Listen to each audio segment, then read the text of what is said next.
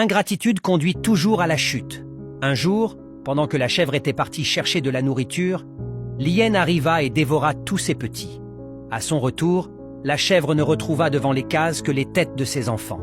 Remplie de chagrin, elle creusa un puits profond et en dissimula l'orifice avec une natte. Puis elle ramassa soigneusement les têtes de ses petits et les déposa sur la natte. Le lendemain, l'hyène revint. Ne trouvant rien d'autre à manger, elle se jeta sur les têtes et tomba dans le puits. Peu de temps après, un âne passa par là.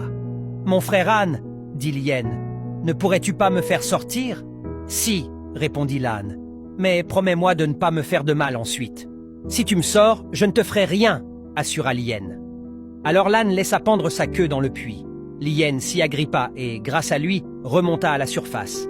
Mais à peine dehors, elle déclara « Je vais te manger, car j'ai faim. » L'âne, résigné, répondit « Je t'ai fait du bien, et tu veux me faire du mal. Mais Dieu te punira. » À ce moment-là, le lièvre arriva et demanda « Que se passe-t-il ici ?» L'âne raconta toute l'histoire. Le lièvre secoua la tête. « Ce n'est pas possible. Tu veux me faire croire que cette hyène est sortie du puits en s'accrochant à ta queue? C'est absurde. »« Mais si c'est vrai, dit l'âne. »« C'est vrai, confirma l'hyène. »« Non, non, dit le lièvre. C'est impossible.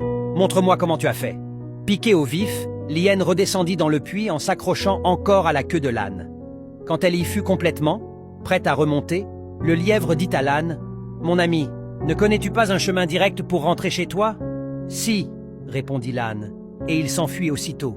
Le lièvre fit de même, laissant l'hyène seule au fond du puits, où elle mourut. L'ingratitude conduit toujours à la chute.